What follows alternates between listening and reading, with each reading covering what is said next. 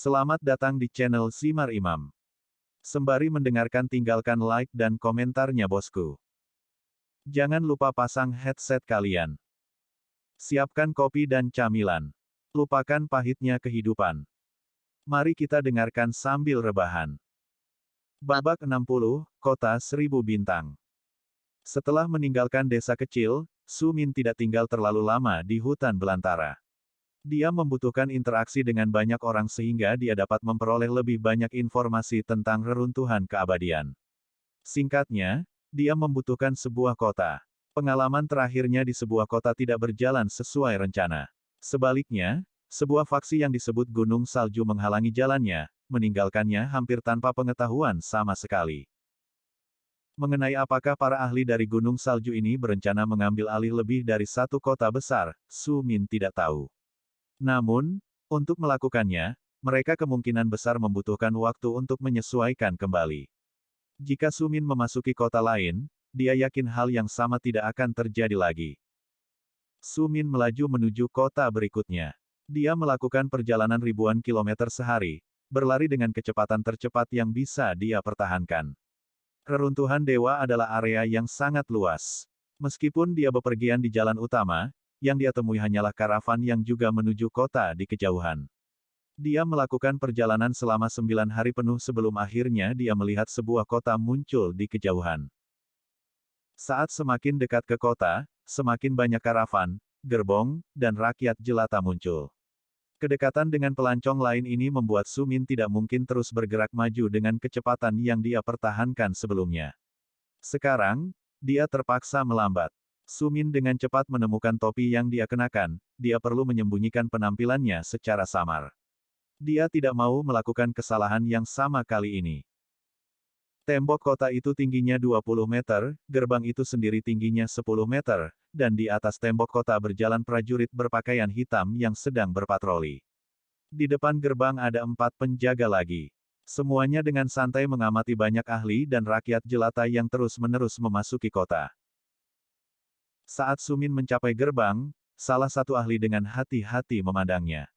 Apa yang tampak seperti keabadian, ahli akhirnya memutuskan bahwa Su Min tidak layak untuk diselidiki.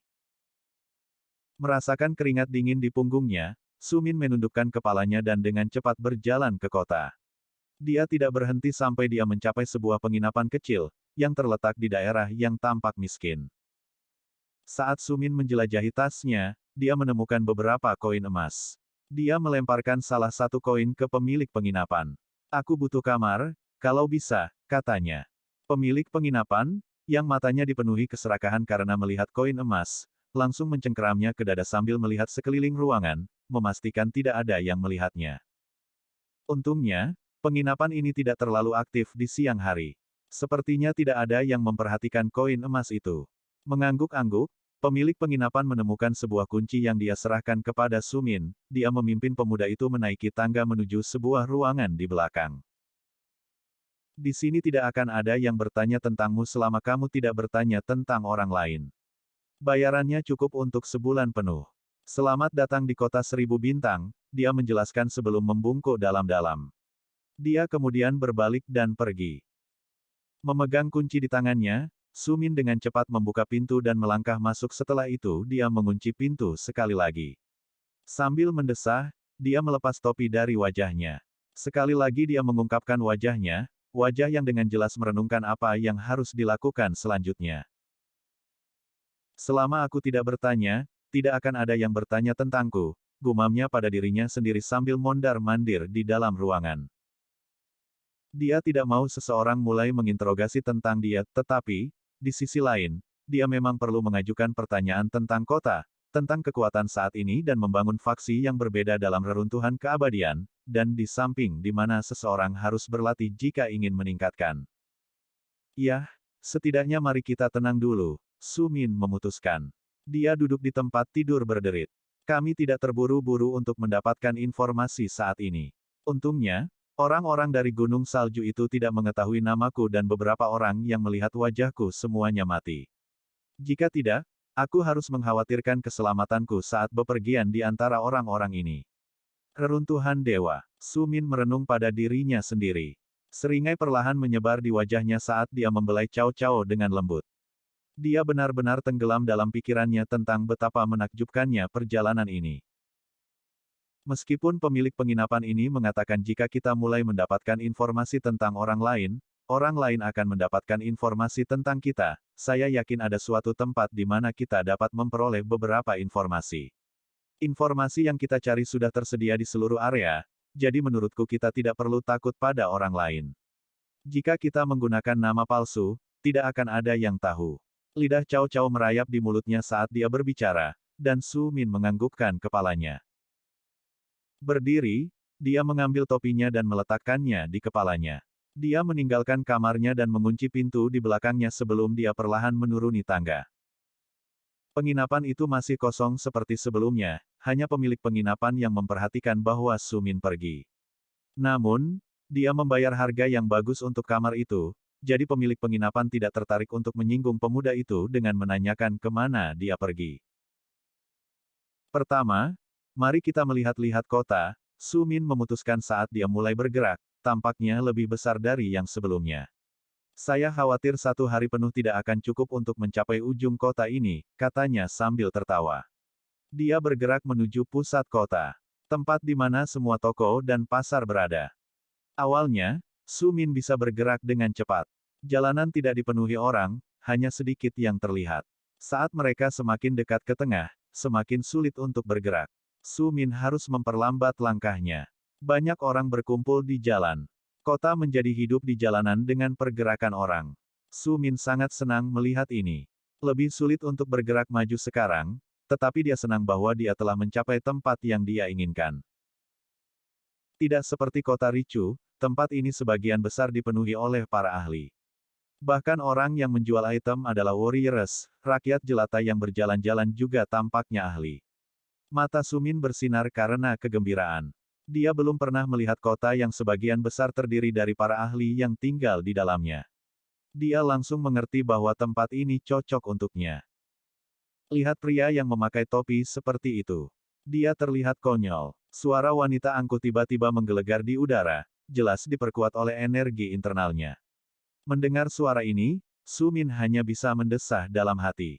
Dia tidak ingin diperhatikan dan juga tidak ingin menunjukkan wajahnya, jelas, topi itu membuatnya jelas. Meskipun demikian, selalu ada seseorang yang ingin menghina dan menimbulkan perselisihan di setiap kota. Dia benar-benar mengabaikanmu, Sui Wu. Sepertinya dia tidak tahu siapa kamu, murid favorit Master Bu Huang. Suara lain terdengar kali ini. Itu adalah suara arogan seorang pemuda, dan Su Min menyadari niat mereka sekarang. Ada sekelompok ahli muda yang memutuskan untuk menghinanya. Kemungkinan besar, mereka ingin membuatnya marah sehingga dia akan melawan mereka. Dengan demikian, nama mereka akan semakin tersebar luas jika mengalahkan seorang kultivator di tengah kota. Namun, Su Min tidak mau memainkan permainan kecil mereka. Sambil menghela nafas, Su Min sedikit bingung dengan perhatian yang tiba-tiba dia dapatkan. Meskipun dia sedikit kesal, dia memutuskan bahwa lebih baik mengabaikan grup itu saja. Su Min terus berjalan di jalan. Su Min, bagaimanapun, sudah lama menebak niat para ahli ini. Alih-alih dihina dan marah, dia fokus pada tujuannya. Yang mencemaskan suara-suara yang diejek dan tidak penting itu, dia tidak berhenti. Saat berjalan, pedang terlihat di punggungnya. Mengekspos pedangnya membuatnya jelas bagi siapapun untuk menebak bahwa dia adalah seorang ahli eksternal. Dia adalah sasaran empuk untuk dipilih jika seseorang adalah pakar internal. Meskipun topi menutupi wajahnya dari dunia luar untuk melihatnya, itu juga membuatnya sulit untuk melihat apa yang sedang terjadi. Cao Cao, di sisi lain, bisa melihat semua yang sedang berlangsung, dan dia jauh lebih tidak tenang dibandingkan Su Min. Dia terus memaki para ahli muda yang telah berbicara. Untungnya, Su Min adalah satu-satunya orang yang bisa mendengar kata-kata kotor itu, dan dia hanya bisa menyeringai, kata-kata mendalam Cao Cao benar-benar menghina. Tiba-tiba senyum di wajah Su Min membeku, dia merasakan serangan datang ke arahnya. Banyak ahli yang berjalan di dekatnya sudah mundur. Serangan itu tampak seperti ular yang tercipta dari Qi, dan itu meledak tepat ke arahnya. Dalam satu gerakan meluncur dia menghunus pedangnya, berbalik, dan memenggal kepala ular itu. Su Min menyarungkan pedangnya beberapa detik setelah serangan itu dan berbalik ke arah yang dia jalani sebelumnya. Langkahnya yang cepat menyebabkan banyak ahli yang hadir terkagum-kagum.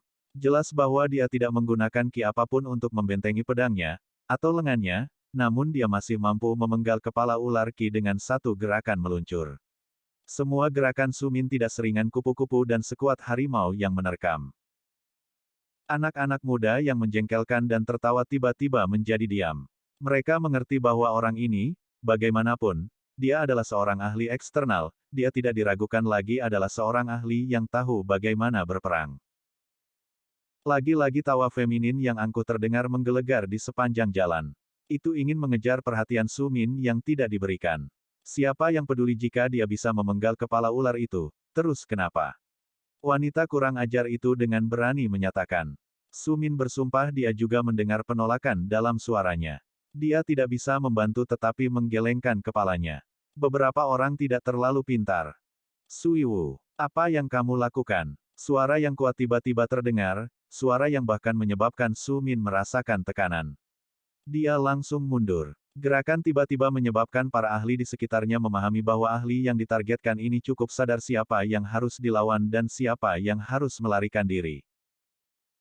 Suiwu, sudah kubilang jangan melawan ahli yang tidak dikenal di kota. Kamu menyebabkan keributan besar, dan suatu hari kamu akan bertemu dengan ahli yang bahkan lebih kuat darimu. Dia memarahi muridnya di depan semua orang. Sementara banyak penonton bersenang-senang melihat ini, Su Min mencoba menggunakan waktu untuk melarikan diri dan pergi tanpa ada yang memperhatikan kemana dia pergi. Sayangnya, hal-hal tidak akan berjalan seperti yang dia inginkan. Dia menghela nafas dalam-dalam ketika dia merasakan energi yang menekan semakin dekat dan dekat dengannya. Akhirnya, dia bisa merasakan ahli ini tepat di belakangnya, dan sambil mendesah dia berbalik.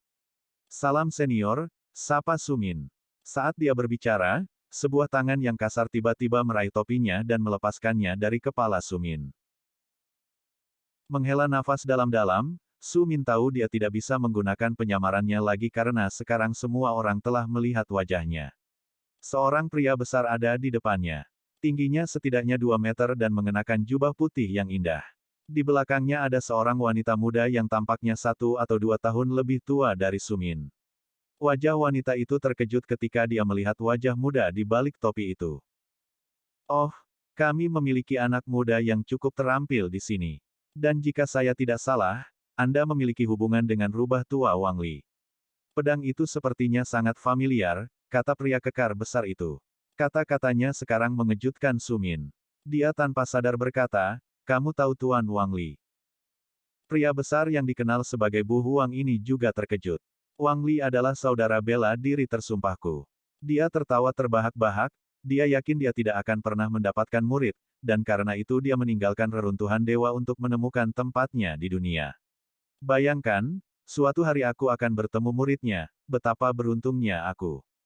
Pria besar kekar itu tertawa terbahak-bahak, tetapi tekanan yang dirasakan Su Min sebelumnya perlahan-lahan ditarik kembali.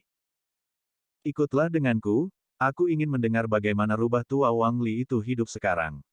Pria itu bergabung kembali. Tanpa pilihan, Su Min menganggukkan kepalanya dan mengikuti di belakang ahli ekstrim ini. Bersambung. Nantikan bab selanjutnya bosku.